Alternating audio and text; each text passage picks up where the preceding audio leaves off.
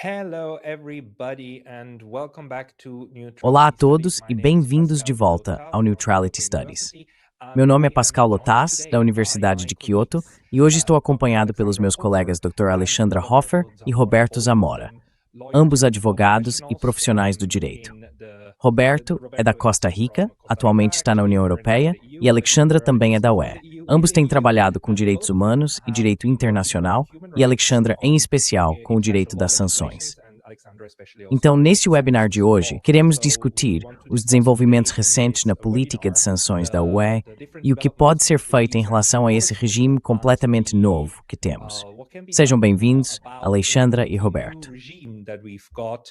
So Alexandra and Roberto, welcome. Hi, Pascal. Obrigado. Thank you so much for joining. Maybe just to introduce, Muito obrigado por participar. Talvez só para introduzir, provavelmente teremos a presença de Jeffrey Sachs em breve, que também falará um pouco sobre as sanções da UE e fará algumas perguntas. Mas para começar, acho que a maioria das pessoas já viu isso. A UE lançou um novo regime dentro de sua própria estrutura, as sanções da UE contra a Rússia, em que começou a incluir indivíduos nessa lista. Um dos meus compatriotas, Jacques Baude, foi envolvido nisso. O está acusando e sancionando, por deixe-me ler isto. Jacques Baude, ex-coronel do Exército Suíço e analista estratégico, é um convidado frequente em programa de televisão e rádio pró-Rússia. Analyst is a regular guest on pro-Russian television and radio programs. He acts as a mouthpiece for pro-Russian propaganda and makes conspiracy Ele atua theories. como porta-voz da propaganda pró-Rússia e espalha teorias da conspiração. Por exemplo, acusando a Ucrânia de ter orquestrado a própria invasão para poder ingressar na OTAN. Há um segundo parágrafo na acusação, mas basicamente é isso. Uma vez que você entra nessa lista de sanções, a vida normal praticamente deixa de existir. Você perde acesso às suas contas bancárias e a todos os métodos de pagamento. Ninguém pode lhe dar nada. Nenhum cidadão da UE tem permissão para firmar contratos com você. Você não pode entrar na UE, e se já estiver na UE, não pode deixar o estado em que se encontra. Medidas bastante draconianas. E Alexandra, nós já conversamos sobre isso antes, mas como você entende essas medidas agora, depois de meio ano vendo-as sendo aplicadas a pessoas dentro da UE?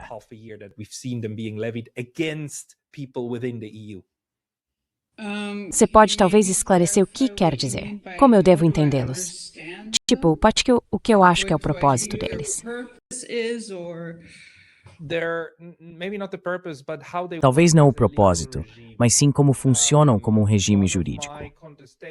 Um dos meus principais pontos até agora tem sido que são medidas extralegais, não porque sejam ilegais, mas porque contornam o sistema jurídico normal. Você também as vê dessa forma? Sim, acho que essa é uma qualificação justa. Eu costumo ver as sanções, digamos, como uma ferramenta de segurança. Quem as adota geralmente tem algum propósito de segurança em mente e, com muita frequência, acredito que essas medidas de segurança são extralegais.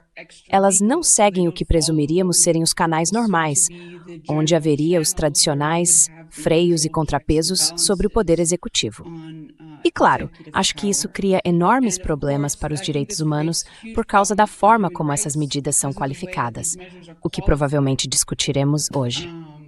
Mas sim, acredito que o que realmente vem à tona com essas medidas é o quão problemáticas as sanções são quando aplicadas contra indivíduos e as muitas absurdidades que elas podem gerar.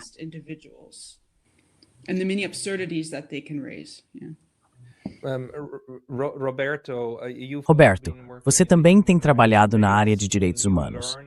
Quando soube dessas sanções impostas pela UE a pessoas dentro da própria UE em vez de fora, o que passou pela sua cabeça e como você interpretou o que estava acontecendo?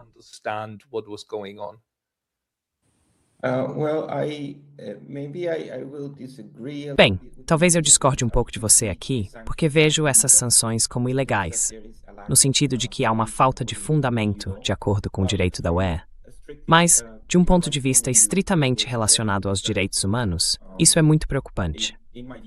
Na minha opinião, essas sanções violam várias disposições relativas aos direitos humanos. Elas também se baseiam em uma falha no cumprimento de diversas obrigações que a UE assumiu. Por exemplo, O artigo 6 do Tratado da União Europeia estabelece que a União Europeia deve aderir à Convenção Europeia de Direitos Humanos, algo que ainda não foi feito. No entanto, há jurisprudência do Tribunal de Justiça da União Europeia indicando e estabelecendo que a aplicação dos direitos humanos é obrigatória e vinculante nas atividades da UE. O que vejo é o surgimento de um regime que tende ao absolutismo, ao totalitarismo, de maneiras muito, muito preocupantes quando se trata de direitos humanos.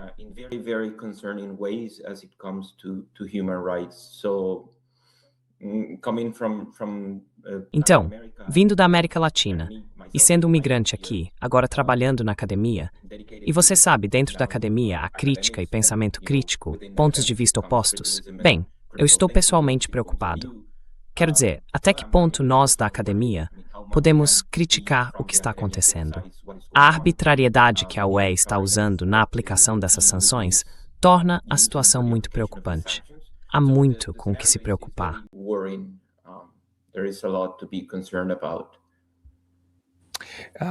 E vejo que acabamos de receber a presença de Jeffrey Sachs. Jeffrey, seja bem-vindo e muito obrigado por se conectar. Claro, desculpe o atraso. Peço desculpas. É sempre ótimo ter você aqui, então não se preocupe. Acabamos de fazer uma rodada inicial sobre como cada um entende essas sanções, que é o tema do webinar de hoje. A União Europeia começou há cerca de meio ano, quase um ano agora, a impor sanções a indivíduos dentro da UE. E isso teve repercussões realmente dramáticas para as pessoas afetadas. Basicamente, elas se tornam prisioneiras sem direitos legais e precisam recorrer à justiça apenas para conseguir 500 euros por mês para comprar comida. Agora, os Estados Unidos também impuseram sanções a indivíduos, incluindo a relatora especial da ONU para os territórios palestinos, Francesca Albanese. Jeffrey, você consegue estabelecer alguma conexão entre as sanções dos Estados Unidos e as europeias?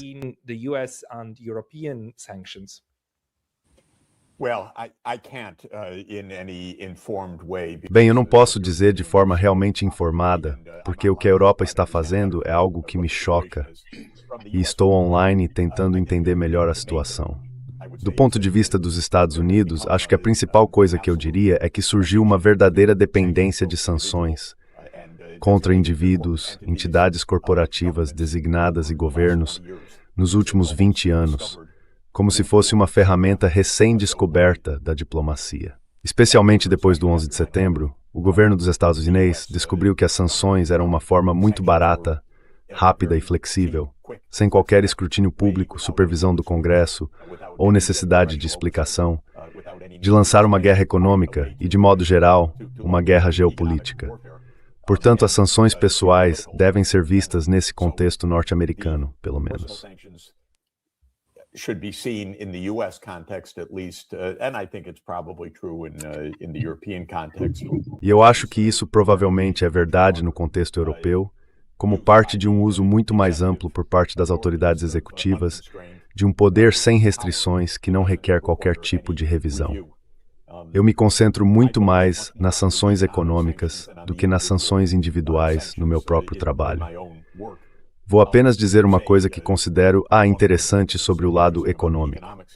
Há algumas semanas, o secretário do Tesouro dos Estados Unidos, em Davos, se gabou de como os Estados Unidos haviam usado esse regime de sanções para esmagar a economia iraniana e levar as pessoas às ruas, e que isso estava avançando em uma direção muito boa, segundo ele.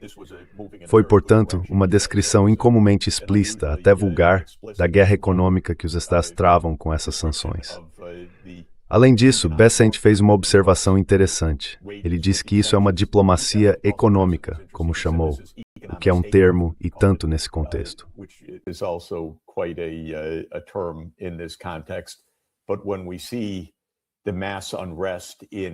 Mas quando vemos a agitação em massa no Irã, nossa grande mídia atribui isso à corrupção e à má administração do regime iraniano.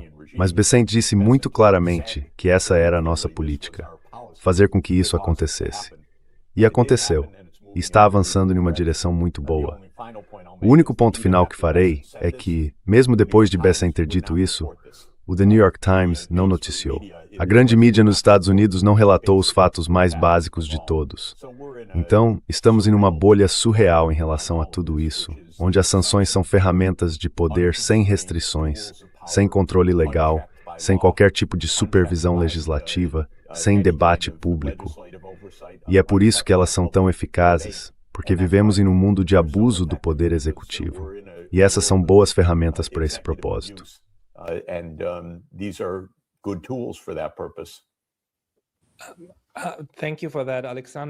Obrigado por isso, Alexandra. Quero dizer, você é uma advogada especializada em sanções. Tem trabalhado com sanções europeias há muito tempo. Você poderia talvez nos dar um breve resumo de onde elas realmente vêm? E, na sua opinião, a União Europeia aprendeu algo com os Estados Unidos ao aplicá-las? Ou elas são meio que sui generis?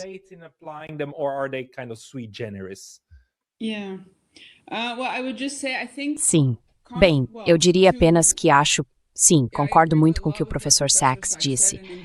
E, de fato, os comentários feitos por Becenti, se eu puder entrar um pouco nesse ponto, foram realmente interessantes, porque tendemos a enquadrar as sanções como uma ferramenta não coercitiva. Elas não envolvem o uso da força.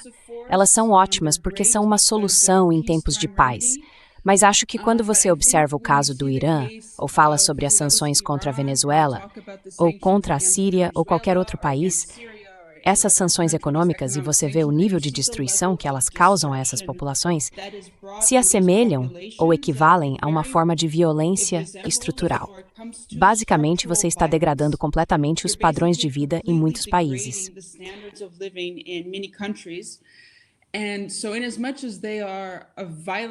Na medida em que representam uma forma violenta do que chamamos de colapso de Estado, para mim elas essencialmente equivalem a uma guerra híbrida.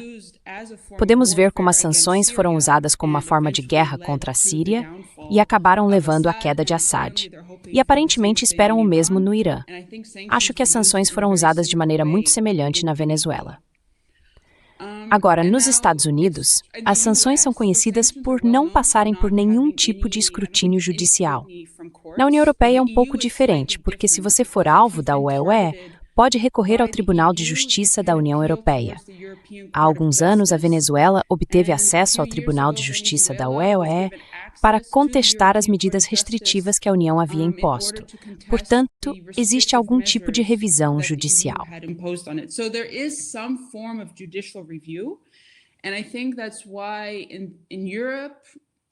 E acho que é por isso que na Europa, por termos essa revisão judicial, tendemos a considerar que as sanções são mais justas ou mais legítimas, porque há um processo judicial envolvido. Mas acredito que, como já discuti com você anteriormente, Pascal, há muito espaço para melhorias nesse procedimento judicial. Como conversamos, o tribunal tende a ser bastante deferente, concedendo ampla margem de manobra ao Conselho da UEPLER em suas listas e na imposição de restrições aos direitos humanos. Agora, se a UE aprendeu ou não com os Estados Unidos é algo difícil de dizer, mas em alguns casos parece que está adotando, digamos, as práticas mais controversas dos Estados Unidos, especialmente quando os UE impõem sanções extraterritoriais.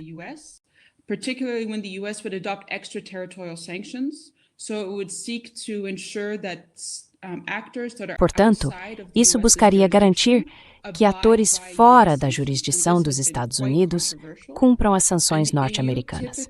Isso tem sido bastante controverso e a União Europeia normaldena esse tipo de medida.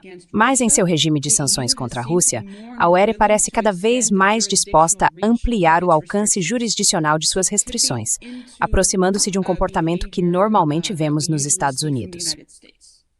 Acho interessante o paralelo que você fez no início com as medidas contra Francesca Albanese, porque ela foi essencialmente sancionada por seus relatórios, especialmente depois daquele sobre os atores econômicos que participam do genocídio contra os palestinos.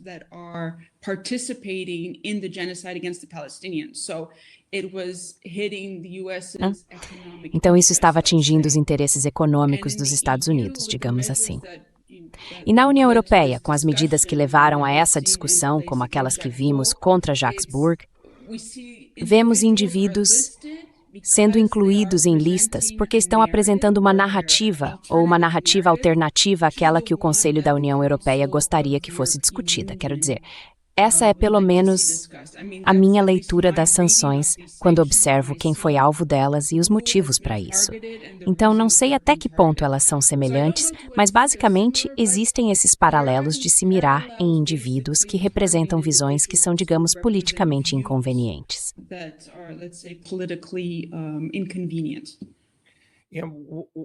Sabe, uma das coisas realmente marcantes é que uma das pessoas nessa lista é o Sr. Hüseyin Doğru, que é cidadão alemão e vive na Alemanha, embora a lista o descreva como turco, o que está simplesmente errado. Eles corrigiram, eu acho.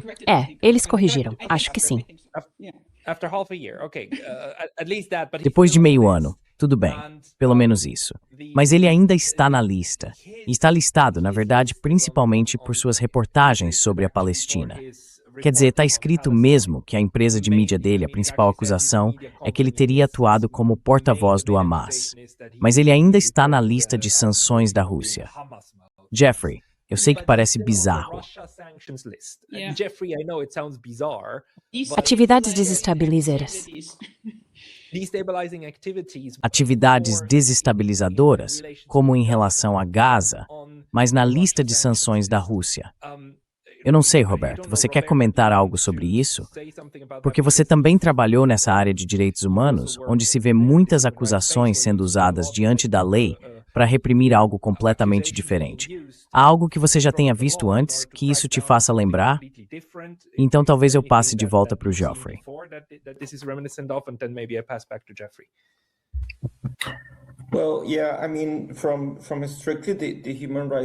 Bem, sim, quero dizer, de uma perspectiva estritamente de direitos humanos, acredito que há vários problemas. Um deles também tem a ver com o discurso, porque o órgão da UE, que impõe as sanções, não é uma autoridade judicial, e esse é o primeiro ponto a ser analisado. Depois, a UEFA usou essa narrativa muito estranha de que essas são sanções não punitivas, mas por definição, uma sanção é punitiva. Então estamos diante de um oxímoro aqui, em termos da justificativa e da linguagem usada para contornar o cumprimento das obrigações de direitos humanos que Spain, de outra forma, teria.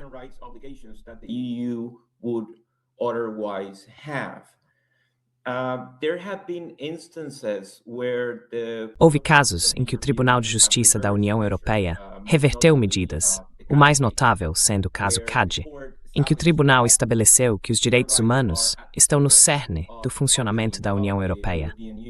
E isso está muito bem estabelecido no tratado que criou a União Europeia. Portanto, eles não podem ignorá-los.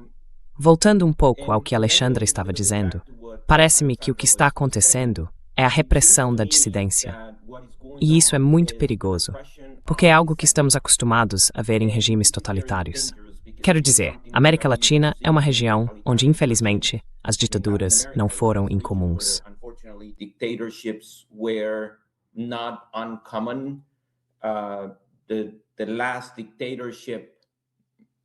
A última ditadura, bem, antes das mais recentes, como a da Nicarágua, a última ditadura do século anterior terminou em 1990, no Paraguai.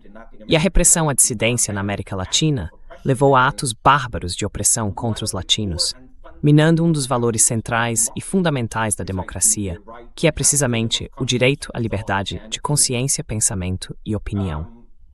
Então, quero dizer, concordo plenamente com a Alexandra e com o professor Sachs sobre os perigos que isso está criando, porque também tem um efeito que atinge pessoas que não são sancionadas. Agora você tem medo de dizer o que pensa, porque não sabe o que pode acontecer. Speaking your mind because you don't know what's going to happen. I don't know if this is reflecting. Então, não sei se isso reflete uma mudança ou uma tendência na dinâmica geral de como a União Europeia está sendo conduzida. Como órgãos administrativos são usados para impor medidas que deveriam, de outra forma, ser definidas por um órgão judicial e por meio de um processo judicial. Isso é, aliás, um dos direitos fundamentais definidos na Carta da União Europeia e na Carta dos Direitos Humanos da União Europeia. Então, não sei até que ponto a UE está indo. E como isso também afeta o papel da ONU, já que o Conselho de Segurança é o órgão que recebeu a função exclusiva de realizar essas avaliações e sanções. Portanto, ao contornar o papel e as funções do Conselho de Segurança, quanto dano a UE e os Estados Unidos estão causando a essas instituições? How much damage are they doing to these institutions? Sim, Jeffrey, talvez esse seja um bom ponto para você entrar.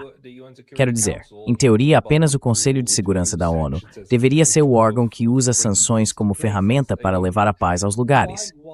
Então, por que os Estados Unidos recorrem a isso? E por que isso simplesmente continua acontecendo?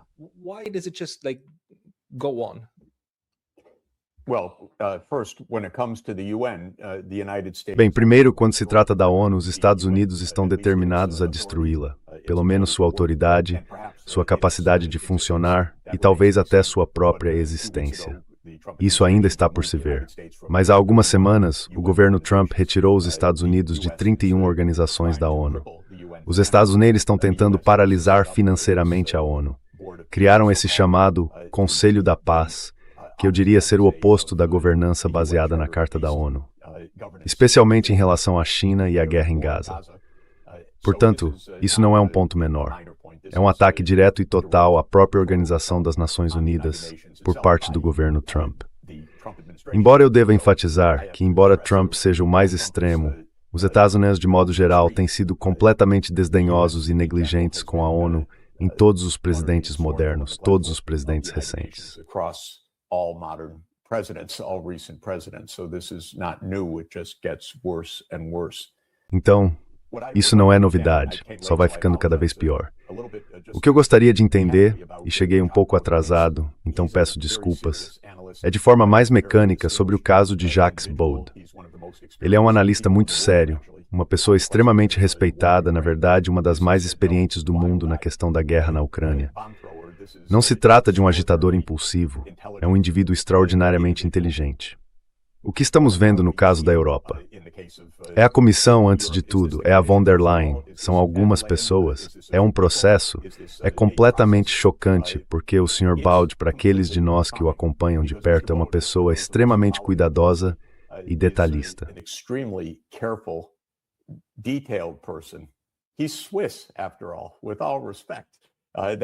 Ele é suíço, afinal de contas, com todo o respeito. Isso significa que ele é meticuloso, cuidadoso, apresenta provas. Então, o que realmente aconteceu aqui? Mecanicamente foi decisão de uma ou duas pessoas, é um processo equivocado, porque obviamente se pode acontecer com Baude, para usar o clichê, pode acontecer com qualquer um de nós, obviamente. E eu gostaria de entender o que realmente aconteceu. Quais são os processos? Isso é puro Kafka. Uma ordem que veio de cima sem qualquer explicação? Ou é, como eu tendo a acreditar, obra de algumas pessoas no topo da Comissão Europeia? Como se explica isso?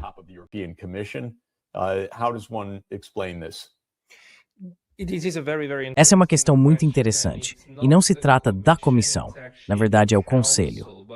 Mas acho que a Alexandra é a pessoa certa para nos explicar a mecânica disso, já que ela é advogada especializada em sanções da UE. Sim, sou mais como um advogado especializado em sanções econômicas, como o professor Sachs, mas tenho me interessado cada vez mais pelas listas individuais da ORA por causa de desenvolvimentos recentes. É basicamente o Conselho da ORA que as elabora, ou seja, são os ministros de cada Estado-membro e a decisão precisa ser unânime. É bem possível que um Estado-membro em particular não tenha gostado do que o Sr. Baude disse. Quero dizer, estou apenas especulando. Eles o colocaram na lista e então, todos simplesmente... Ninguém disse nada. Talvez eles nem saibam necessariamente quem é o Sr. Baude. Depende, imagino, das informações que acompanham.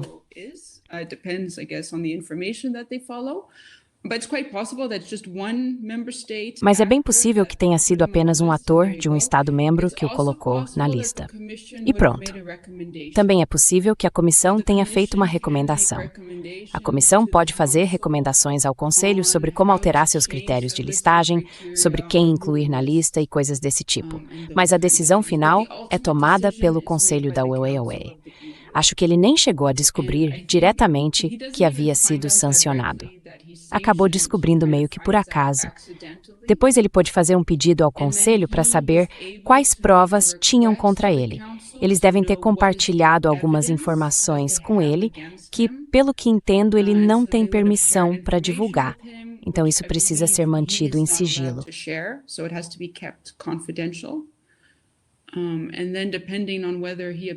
E então, dependendo de ele recorrer ou não ao Tribunal de Justiça da União Europeia, talvez ele consiga mais informações sobre sua inclusão na lista. Mas o Conselho não é obrigado a compartilhar tudo que tem. Acho que mesmo olhando apenas para a redação da justificativa da inclusão, é algo estranho. A melhor coisa que conseguiram dizer sobre ele é que ele é um porta-voz russo, o que não significa muita coisa, e que ele fala em canais pró-Rússia. Então ele não... Quero dizer, eles nem conseguem afirmar que ele fala em meios de comunicação russos, o que talvez dissessem se achassem que ele estava espalhando propaganda russa. Mas acho que toda a formulação das razões sugere que sim, eles não parecem ter muita base para sustentar isso.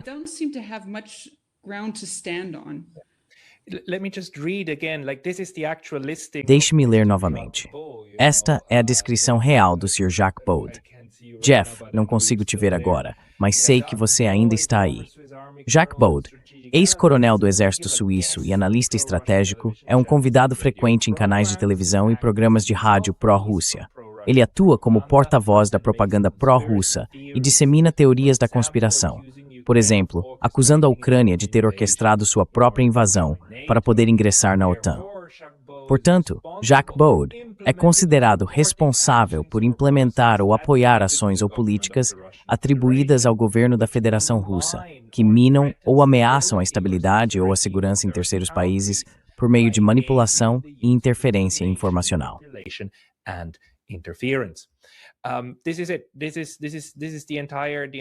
É isso. Essa é a passagem inteira. E veja, fica ainda mais absurdo quando você olha as listas, ou os motivos das listas, de alguns outros, como novamente Hussein Doğru pela Palestina, ou Nathalie Jambi, outra suíça, que é acusada de espalhar propaganda anti-europeia e anti-francesa na África e de mobilizar a opinião africana contra a União Europeia. Ela está literalmente listada por isso, o que tem pouco ou nada a ver com a Rússia. Há essa alegação estranha de que ela teria sido observadora em Donbass. O que ela diz? Eu nunca fui. Eu nunca estive lá. Isso é pura invenção.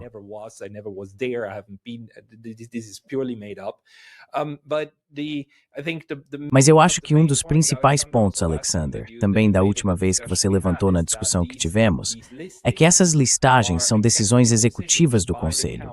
E, na verdade, o Tribunal da UE não interfere muito nelas. Ele apenas verifica se isso é factualmente correto ou não. Mas quanto aos motivos que a UE apresenta para incluí-las, o Tribunal defere ao Conselho, que é o responsável por determinar ameaças à UE. Então estamos em um ambiente de segurança nacional e política externa, onde a política externa está sendo usada para perseguir pessoas que o Estado determina serem inimigas. Quero dizer, isso é extremamente problemático. Jeff, talvez você queira comentar algo? Jeff, maybe you want to say something. Well, it's police state tactics. It's not. Bem, são táticas de Estado policial. Não é algo que eu teria associado à UE até este momento, francamente. Então eu não sou muito ingênuo e estou bastante chocado com isso. Não fico tão chocado com os Estados Unidos, porque sei que temos um regime que é um estado de segurança e faz o que pode para esmagar a oposição neste momento. Se entendi corretamente, Pascal, uma das pessoas na lista, pelo menos, é cidadã alemã. Nos Estados Unidos, até agora, as sanções têm sido majoritariamente contra não-cidadãos norte-americanos. Na verdade, não conheço um único caso em que seja um cidadão dos Estados Unidos, mas não afirmo isso como um fato. É apenas a minha percepção limitada. Mas na OE, agora estão mirando também cidadãos europeus com sanções por causa de discurso.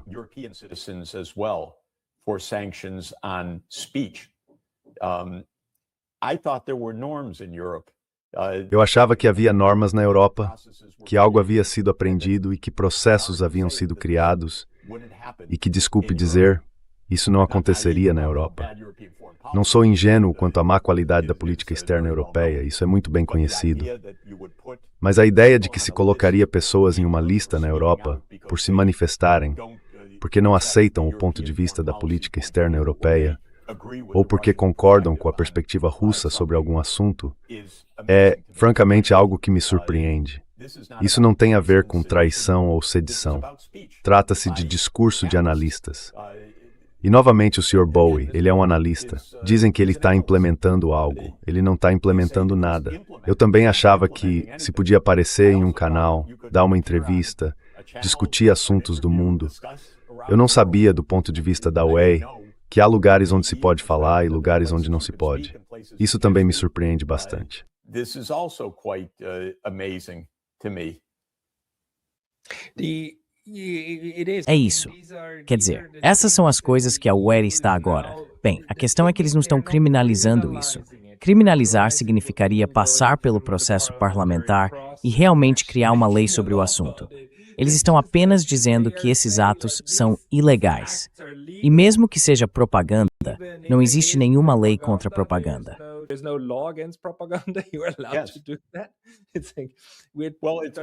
Você tem permissão para fazer isso. É como... Bem, é pior, porque isso está criminalizando a atividade sem chamá-la de crime, mas está arruinando a vida das pessoas, destruindo sua capacidade de pagar por comida, por cuidados de saúde, de se locomover. É absolutamente grotesco. Então, entender como isso pode ser considerado algo normativo, ou simplesmente aceito como uma parte normal da vida europeia agora, é basicamente a minha pergunta.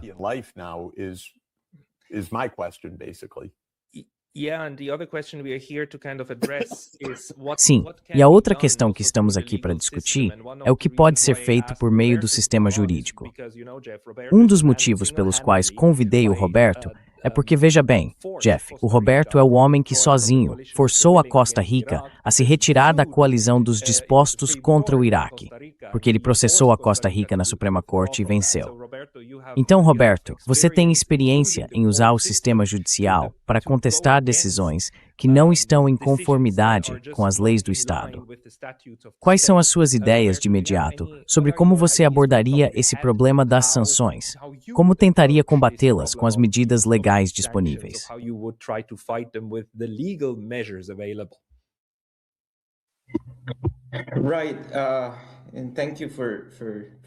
Certo. E obrigado pela observação sobre o caso de 2003 na Costa Rica. Acho que isso exige uma grande dose de criatividade e uma análise profunda da extensão e da natureza das sanções. Porque, como o professor Sachs disse, como a Alexandra mencionou na entrevista que teve com você, e como você mesmo expressou, as sanções limitam, além dos direitos fundamentais processuais que estão sendo violados, elas violam a liberdade pessoal, a liberdade de pensamento, a liberdade de expressão, o direito à propriedade e a liberdade de locomoção. Mas há também um elemento que percebo. Não há limitação de tempo para as sanções. Quero dizer, ninguém sabe quanto tempo elas vão durar. A cada 6 meses, pelo que entendo, há um processo de revisão, mas elas podem simplesmente continuar indefinidamente.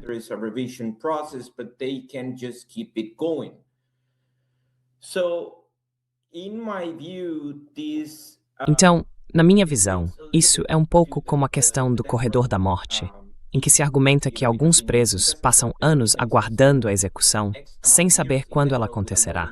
E essa situação tem sido considerada uma forma de tortura. Portanto, quando se juntam todas as violações, e se vê que essas pessoas não podem comer, não podem se comunicar, não podem se mover, não podem pagar aluguel, e precisam depender da boa vontade de vizinhos e amigos apenas para sobreviver. Bem, isso me soa como tratamento degradante ou tortura. Do ponto de vista dos direitos humanos, quando se juntam todas as peças, a UE está torturando essas pessoas. E ao analisar a tortura, a proibição da tortura é uma norma de jus cogens. Está no nível mais alto da hierarquia das regras do direito internacional.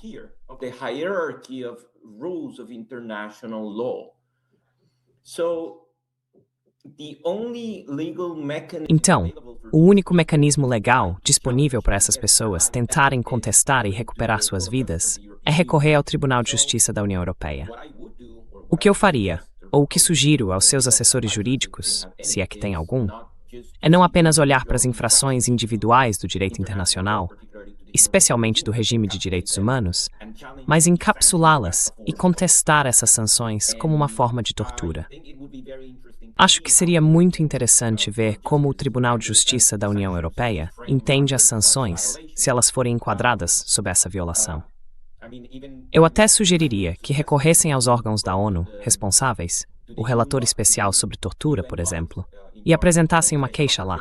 Quero dizer, usar todos os mecanismos disponíveis que a lei oferece, com plena compreensão do que essas sanções estão fazendo com a vida dessas pessoas, além das violações específicas.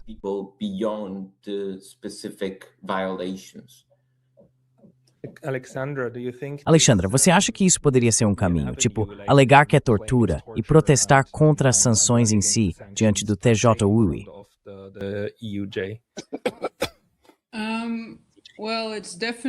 Bem, é definitivamente uma perspectiva única. Como o Roberto disse, precisamos ser criativos ao pensar sobre quais mecanismos estão disponíveis para que indivíduos contestem essas sanções. Acho que o problema, eu sempre acabo apontando problemas, é que uma das questões que temos com as sanções é que não apenas o Conselho, mas também o Tribunal e sua jurisprudência possuem essas qualificações sobre o que são sanções. Já mencionamos uma delas. As sanções não são punitivas, são consideradas preventivas. Outra é que são definidas como temporárias, embora, na prática, possam permanecer em vigor indefinidamente.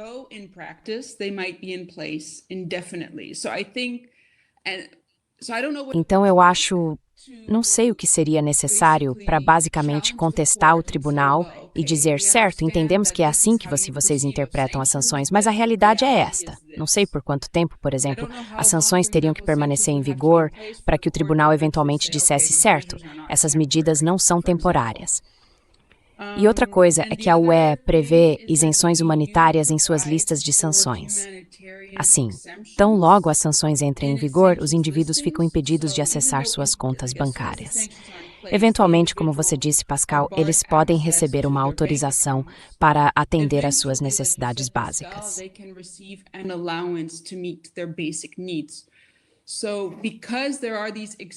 Então, por causa dessas isenções em vigor, não sei se o tribunal concordaria que essas sanções equivalem à tortura. Mas eu definitivamente concordo que é necessário haver conscientização. Não apenas do ponto de vista do tribunal, dentro dos tribunais, mas também de uma perspectiva social mais ampla sobre o que são as sanções e como elas realmente afetam as pessoas. E isso vale não apenas para as listas individuais, como estamos discutindo, mas também para o que o professor Sachs mencionou anteriormente, quando autoridades dizem, que ótimo que essas sanções estão causando agitação política no Irã. Ótimo. Acho interessante que o New York Times nem queira falar sobre isso, não é?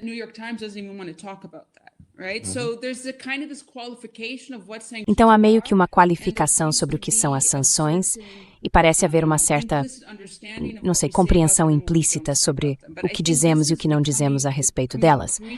Mas acho que isso está cada vez mais sob pressão à medida que vemos como a UE começou recentemente a mirar em indivíduos.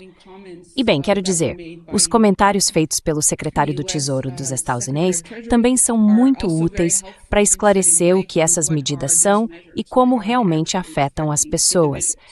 O que acho que seria interessante é que na ONU há diferentes relatores especiais para cada direito humano. Então, o que o relator especial sobre liberdade de expressão, por exemplo, teria a dizer sobre essas sanções? Essa é uma ideia muito boa. Ou até mesmo o Conselho da Europa. Ok, a UE não ratificou a Convenção Europeia de Direitos Humanos, mas sim, acho que há certas pessoas que talvez não sejam juízes ou não façam parte dos tribunais, mas que ainda assim têm alguma autoridade quando se trata da aplicação e interpretação dos direitos humanos. Eu teria interesse em ouvir as opiniões delas.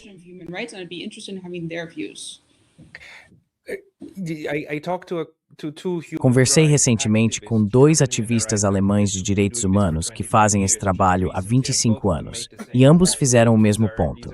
Veja, essas são medidas políticas, portanto precisam ser combatidas politicamente. E uma das formas é usar os tribunais como um meio de pressão política sobre os tomadores de decisão.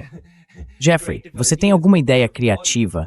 Que tipo de órgãos poderiam ser usados para criar pressão política? Quero dizer, vamos pegar o Conselho de Segurança da ONU. Ele costuma ser ineficaz porque fica bloqueado, mas discute as questões, e essas discussões são transmitidas. Você consegue pensar em maneiras de usar as Nações Unidas como um meio para que ativistas de direitos humanos chamem a atenção para abusos de direitos humanos como este?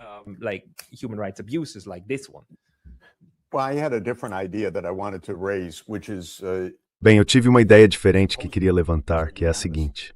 Se supostamente essas são ações unânimes do Conselho, por que não direcionar a um dos 27 estados para dizer, nós nos opomos a isso?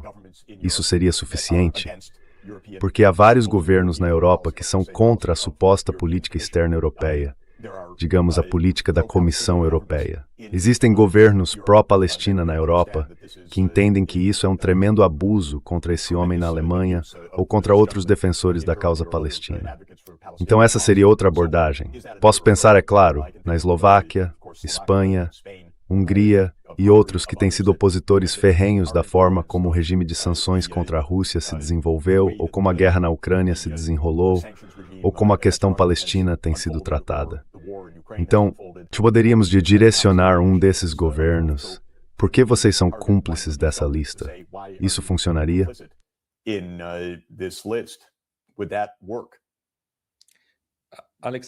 Alexandra, a lista seria reduzida se um governo deixasse de dar seu consentimento quando chegar o período de renovação de 6 meses. Sim, acho que a Hungria, por exemplo, às vezes ameaça isso em relação ao regime de sanções contra a Rússia. Então, se um deles retiver o voto, de fato a listagem não é renovada. Seria interessante, por exemplo, se Hussein Rogo pudesse se aproximar da Espanha. Acho que sim. Essa poderia ser uma possível via. Portanto, seria mais um caminho político do que judicial. Sabe, a unanimidade é difícil de alcançar, especialmente quando se está fazendo algo podre como o que a Comissão ou o Conselho estão fazendo. Então eu tentaria quebrar essa unanimidade dentro da Europa.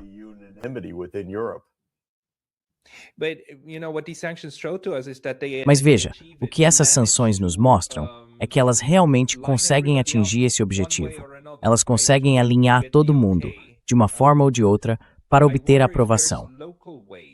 Eu me pergunto se existem maneiras locais, por meio de tribunais locais, por exemplo, de argumentar que a Suprema Corte de algum país deveria proibir o governo de concordar com essas sanções. Quero dizer, Pascal Lotaz, você tem alguma ideia se isso, de acordo com o seu entendimento de como o sistema funciona, poderia ser feito?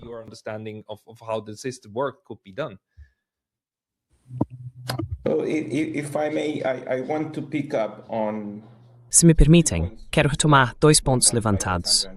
Um pela Alexandra e outro pelo professor Sachs.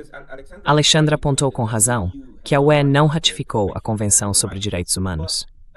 Mas como mencionei no início, o artigo 6 do Tratado da União Europeia, vou lê-lo porque é muito claro, diz: a União aderirá à Convenção Europeia para a proteção dos direitos humanos e das liberdades fundamentais. Portanto, é absolutamente evidente que existe essa obrigação. Do meu ponto de vista, a UE não pode se apoiar no descumprimento dessa disposição para evitar seguir as regras que teria de cumprir caso tivesse observado o artigo 6 desse tratado. E aqui faço a ligação com o que o professor Sachs disse e com o que você está perguntando agora. Nenhum dos membros individuais da União Europeia pode impor sanções da forma como a União está fazendo.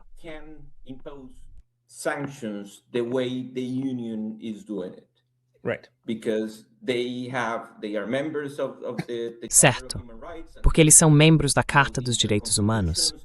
E como você sabe, em suas constituições, eles têm essas obrigações de que essas medidas administrativas não podem ocorrer sem o devido processo legal. Então esses são os estados, ou isso pode ser o desafio interno. Os estados da UE estão se apoiando em um órgão criado por eles mesmos para cometer uma fraude jurídica, fazendo algo que de outra forma não poderiam fazer em sua jurisdição doméstica? Quero dizer, já que eu não posso fazer isso e você não pode fazer isso, vamos criar uma organização que possa, então, contornar as obrigações que temos para que possamos avançar com essas medidas ilegais. E eu acho que é um argumento muito, muito interessante a ser levantado nos tribunais nacionais, que os Estados estão cometendo uma fraude ao direito internacional ao criar a UE e ao fazer, por meio da UE, coisas que não poderiam fazer internamente.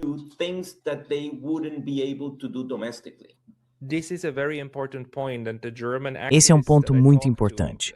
Os ativistas alemães com quem conversei, e Jeffrey, isso é para você, argumentaram que se ao menos um membro da ONU na Assembleia Geral criasse uma resolução solicitando uma revisão pelo Tribunal da ONU, o CIJ, sobre se a alegação da UEMA de que o direito europeu tem precedência sobre o direito nacional é realmente válida, isso teria um enorme impacto nessa questão. Você acha razoável acreditar que um membro da ONU poderia propor uma resolução desse tipo, que obtivesse 50% de apoio e levasse o Dr. Groner em visão de que sobrepõe esse direito interno?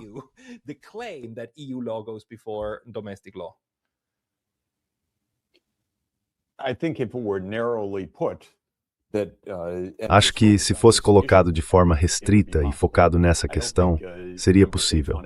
Não acho que os Estados-membros queiram enfrentar a UE como um todo, mas deve ser possível despertar o interesse dos Estados na questão das listas de sanções, porque a maior parte do mundo está do outro lado das sanções dos Estados e da Europa. Todos os anos, a Assembleia Geral vota de forma esmagadora contra elas. Na verdade, os que apoiam as sanções são os Estados Unidos e a Europa. E o resto do mundo diz, não, o que vocês estão fazendo é errado. Portanto, ter algo que trate dessa questão específica na Assembleia Geral é realmente viável. Que essas sanções individuais são ilegais, que violam os direitos humanos, que precisam acabar. Isso eu acho é absolutamente possível. That, I think, is absolutely possible. Asking the International Court of Justice about Perguntar ao Tribunal Internacional de Justiça sobre as sanções da OER seria viável dessa forma. Então acho que há algo que pode ser desenvolvido nesse sentido. Acredito que o caminho mais fácil, se é que existe um caminho fácil, é atacar a própria unidade europeia. Meu palpite é que pouquíssimos governos estiveram ativamente envolvidos na sanção ao Sr. Boy, que seu nome apareceu em uma lista, as pessoas não sabiam quem ele era, nem o que isso significava, e que foi mais um procedimento burocrático do que um grupo de ministros dizendo vamos atrás desse analista suíço. Acho difícil acreditar que isso tenha sido nesse sentido tão bem planejado. Acredito que pode ter sido apenas algumas pessoas na comissão dizendo podemos aprovar isso, vamos fazer. Então, conhecer essa história seria muito, muito interessante, mas também encontrar alguns governos que digam isso não é o que defendemos, na minha opinião. Totatesa Verdio.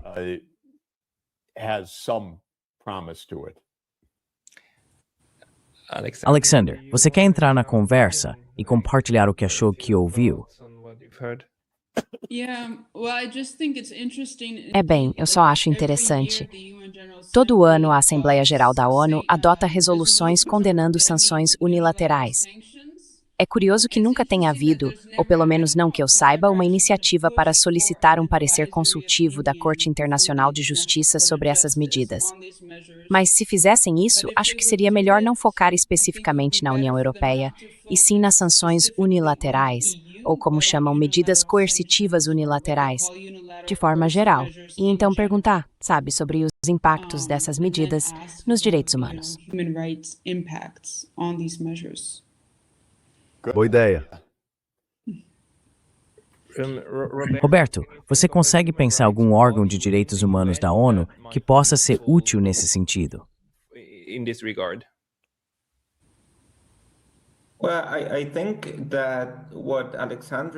Bem, acho que o que Alexander acabou de dizer é uma maneira muito sábia de seguir em frente.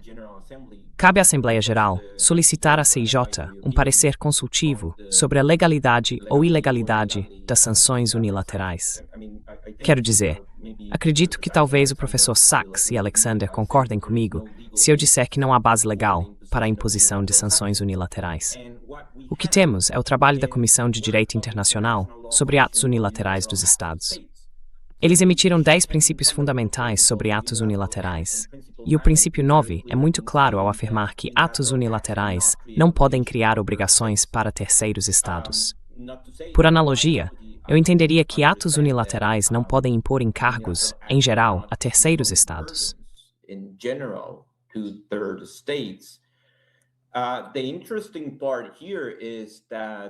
A parte interessante aqui é que eu acho que a CIJ entenderia que permitir a imposição de sanções unilaterais a outros estados representa uma erosão dos poderes concedidos ao Conselho de Segurança e à própria Corte. Quero dizer, além do Conselho de Segurança, o único órgão autorizado a impor sanções é a CIJ, quando se trata do direito internacional geral. Portanto, acredito que a ideia apresentada por Alexander de impulsionar a partir da Assembleia Geral um pedido de parecer consultivo é uma forma muito boa de avançar. Precisamos lembrar o contexto e as realidades políticas em que a ONU foi criada. Como a Assembleia Geral foi despojada de poderes que deveriam ter prevalecido sobre o Conselho de Segurança, e como foi reduzida sob o voto concorrente dos P5. E isso é muito interessante, porque quero dizer, os P5, razão pela qual o Conselho de Segurança não funciona.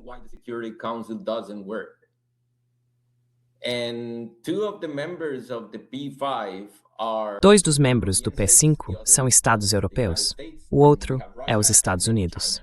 Depois temos a Rússia e a China. E em maior ou menor grau, nenhum deles está cumprindo o direito internacional. Ou seja, eles criam o problema e depois criam maneiras de contornar o problema que criaram. E se a ONU é realmente um órgão democrático baseado no princípio da igualdade entre os Estados soberanos, então a Assembleia Geral também deveria fazer algo para reafirmar esse princípio geral do direito internacional e pressionar pela opinião consultiva. Concordo plenamente com essa proposta.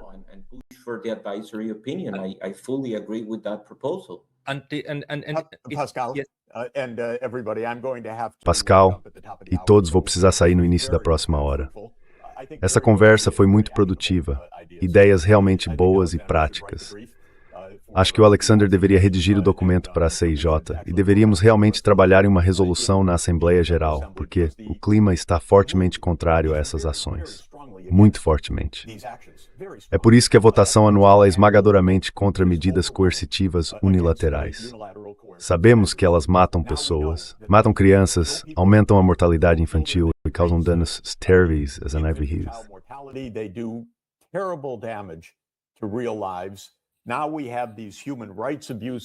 Agora temos essas violações de direitos humanos ocorrendo ao mesmo tempo, tanto em nível pessoal, quanto com as sanções econômicas, e a votação é anual.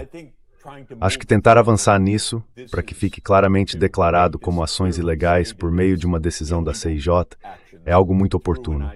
Mas enquanto isso, quero ir a um ou mais governos na Europa também e dizer: o que vocês estão fazendo? O nome de vocês está nessa lista, apoiando isso. É ultrajante. E veremos até onde conseguimos chegar com isso também. Essa é uma ideia maravilhosa. Vamos levar isso adiante. E Jeffrey, vamos nos despedir de você e encerrar por aqui. Tchau, Jeffrey. Muito obrigada. Vamos continuar. Mais uma vez, obrigada. Obrigada. Tchau. Eu só quero neste momento mostrar um comentário que recebemos de Anuradha Chenoy. Ela é ex-professora da Universidade Jawaharlal Nehru, na Índia, e está nos assistindo em nossa página de transmissão ao vivo. Ela diz: veja, a maioria dos países do sul global se opõe a medidas coercitivas unilaterais, mas internamente usa leis para impor restrições à liberdade de expressão de dissidentes e para controlar narrativas como parte das ameaças à segurança nacional. Então, realmente temos essa situação lamentável em que países do sul global, que se opõem às sanções do Ocidente, também não estão isentos de culpa quando se trata de restringir a liberdade de expressão. Mas eu acho que pode haver um bom caminho a seguir. Vocês dois, têm mais algumas reflexões sobre o que ouviram do Jeff até agora? Talvez a Alexandra e depois o Roberto.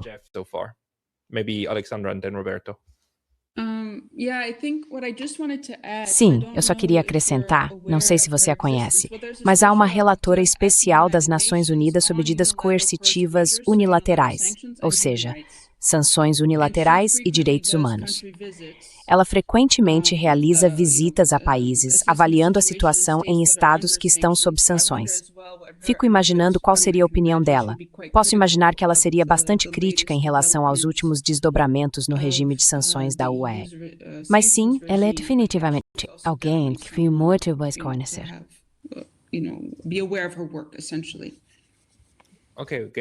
Certo, vou tentar entrar em contato com ela. Esse é um ponto muito bom, eu não sabia que ela estava lá. Então que bom. Roberto? Roberto.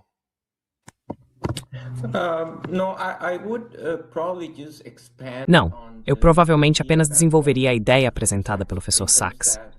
Como a imposição de sanções se baseia no consentimento de todos os estados, no consentimento unânime, o que é necessário é apenas um estado não concordar, ou tornar-se legalmente impedido de concordar, talvez por causa de uma decisão interna.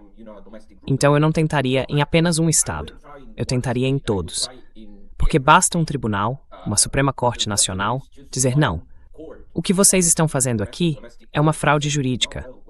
Para legitimar a imposição de medidas que equivalem à tortura, ou que mesmo quando não equivalem à tortura, ainda violam uma série de obrigações de direitos humanos por parte dos individuais.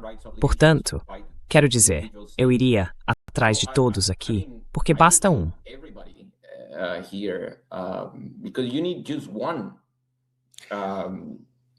Como você faz isso legalmente? Quer dizer, 27 Estados-membros, 27 advogados, 27 abordagens coordenadas.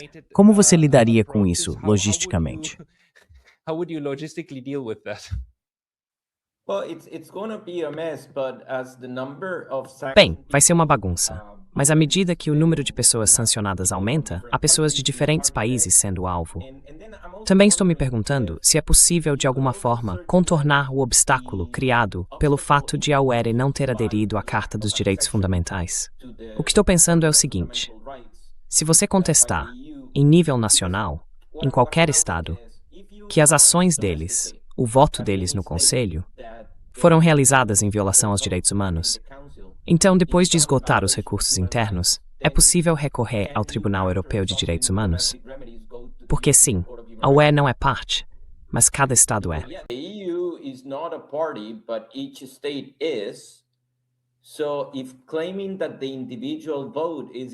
Então, se você afirma que o voto individual é uma violação dos direitos humanos, é possível contornar esse obstáculo jurisdicional e abrir caminho para contestar o voto do Estado na Corte Europeia de Direitos Humanos? Quero dizer, estou apenas sendo criativo e aproveitando a ideia apresentada pelo professor Lotas, mas não vejo por que não seria possível encontrar uma forma de recolocar essa questão onde ela deveria estar, na esfera dos direitos humanos. No fim das contas, quando falamos de indivíduos em vez de estados, estamos falando de violações de direitos humanos. Different from states, we are talking about human rights violations. Então existe uma maneira de contornar o obstáculo criado pela falta de conformidade com o artigo 6 do Tratado da UE por meio de um questionamento interno. Parece-me uma ideia viável, ou pelo menos quero dizer que vale a tentativa. Você sabe, Pascal, você conhece meus casos na Costa Rica. O primeiro, aquele que você disse tratar do apoio dado pela Costa Rica à coalizão dos dispostos. E o segundo caso, que levou a uma proibição total da indústria de armamentos, das armas nucleares e ao reconhecimento do direito à paz. Quando apresentei ambos os casos, eu ainda era estudante de direito, como você sabe, mas todos os professores achavam que eu iria perder. E eu venci. And I won them. So there are instances where I have these. Há momentos em que eu realmente acredito que a pior coisa que se pode fazer é não tentar. Especialmente quando se está enfrentando um regime e todo o poder do autoritarismo, como as pessoas que estão na lista de sanções estão enfrentando. Eu tentaria aproveitar toda e qualquer oportunidade que viesse à mente e que não parecesse completamente absurda. Se fizer algum sentido, eu iria em frente. E então outra coisa é que sim, a lista de pessoas pode agora estar entre 50 e 60, mas todos nós sob ameaça. Quero dizer, isso pode afetar a Alexandra, pode me afetar como migrante na União Europeia, pode afetar qualquer pessoa que diga a coisa errada, no lugar errado, no momento errado, só porque um órgão administrativo assim decidiu. Just because an administrative body decided so. Alexander, Kienche.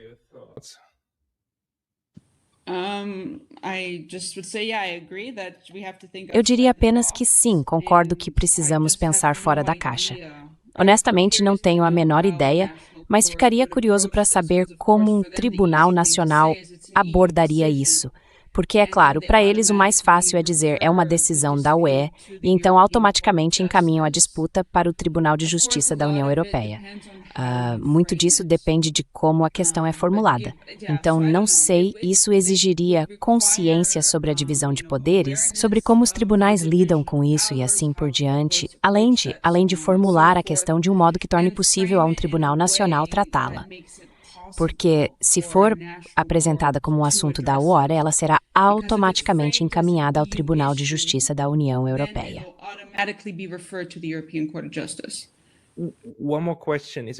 Mais uma pergunta. É possível, eu realmente não sei, que pessoas que não são diretamente afetadas, como aquelas que não são Jacob, Natália, Hussein ou Dogru, apresentem queixas aos tribunais nacionais para tentar impulsionar isso? Ou as pessoas precisam ser diretamente afetadas?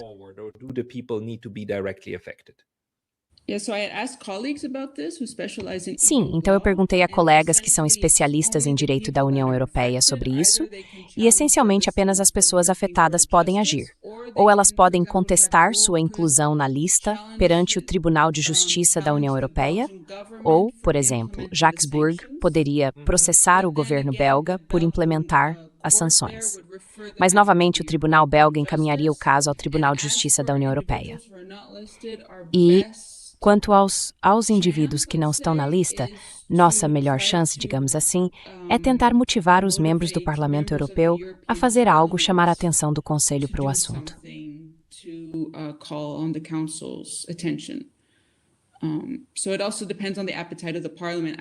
Então, isso também depende do apetite do parlamento. Devo acrescentar que, há alguns anos, durante a Covid, os membros do parlamento já estavam muito ansiosos para ver se poderiam sancionar indivíduos por espalhar desinformação. Isso foi no contexto da Covid. Então, às vezes, há uma disposição política, eu diria, para sancionar pessoas porque elas têm opiniões com as quais você discorda. É interessante que os membros do parlamento, na época, não pareciam muito preocupados com as implicações em direitos humanos do que tinha sugerindo.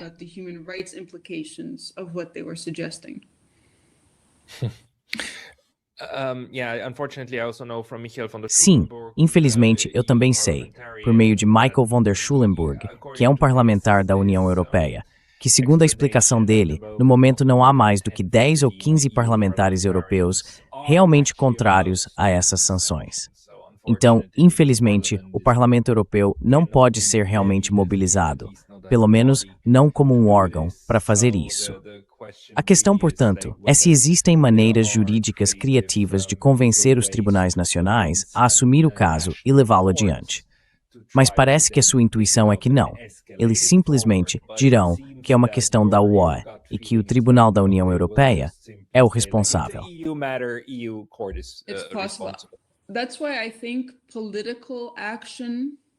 É por isso que acho que a ação política seria o melhor caminho. Também porque esses processos judiciais são incrivelmente lentos. Mesmo que você eventualmente consiga superar todos os obstáculos para chegar ao Tribunal Europeu de Direitos Humanos, pode esperar anos antes que haja qualquer decisão sobre o assunto. E, na verdade, não sei se você está ciente, mas há um cidadão britânico que foi guardado ao Reino Unido por causa das informações que ele publicou em seu canal no YouTube. Ele é acusado de espalhar propaganda russa.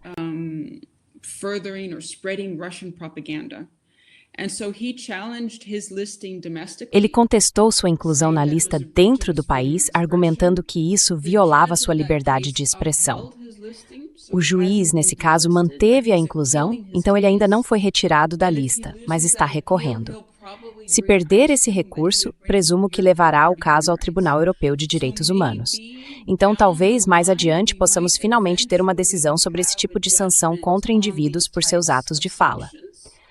Mas, novamente, isso pode levar anos.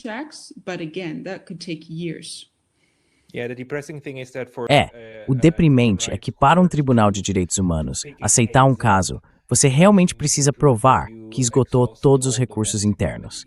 Então é realmente, quero dizer, é uma situação muito triste, mas é o que é.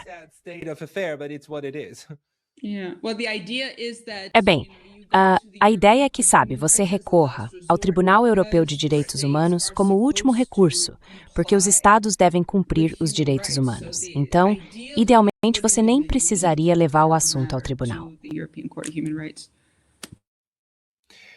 Roberto, você quer acrescentar algo ou já cobrimos tudo? Eu concordo novamente com a Alexandra que quando se trata de resolver um problema, existe o caminho legal, mas também há mecanismos não legais que lidam com a ação social e política. E eu acho, desculpe se estou sendo repetitivo, mas é importante enfatizar que ninguém está seguro. O sistema e os mecanismos são tão arbitrários porque não há regras sobre isso. Quero dizer, não há nenhuma acusação contra nenhuma das pessoas da lista de terem cometido um crime. Não há penalidade legalmente estabelecida. Então, basicamente, o Conselho pode impor qualquer sanção que imaginar.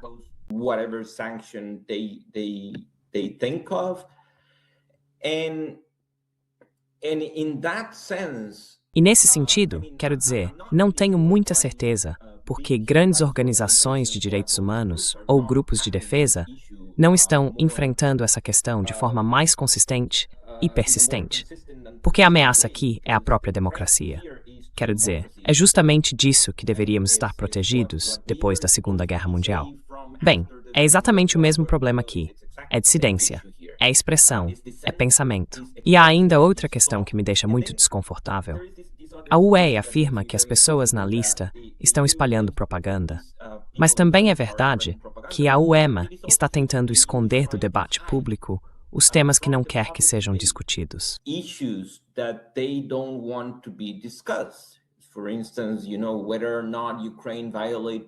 Por exemplo, sabe se a Ucrânia violou ou não os acordos de Minsk? Não ouvi nenhum líder da UEPN falar sobre isso. Ou se há um problema com a expansão da OTAN. E mesmo se olharmos para a doutrina do direito internacional, todo o sistema de equilíbrio de poderes na Europa, o Concerto da Europa, tratava de limitar a expansão. Então, quero dizer, eu realmente acho e concordo que deveria haver mais ação por parte de atores não jurídicos, em termos de defesa e discussão política interna sobre essa questão. Porque, como eu disse, a realidade é que ninguém está seguro neste momento.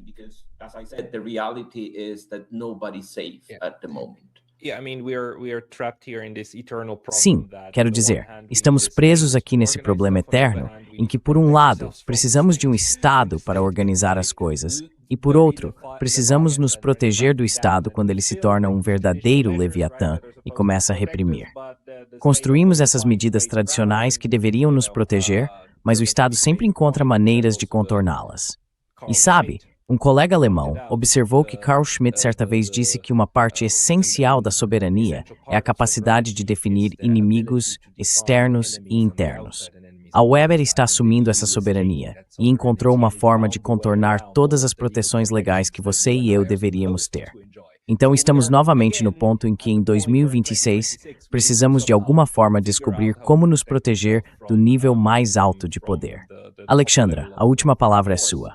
O que quiser acrescentar ou comentar sobre isso?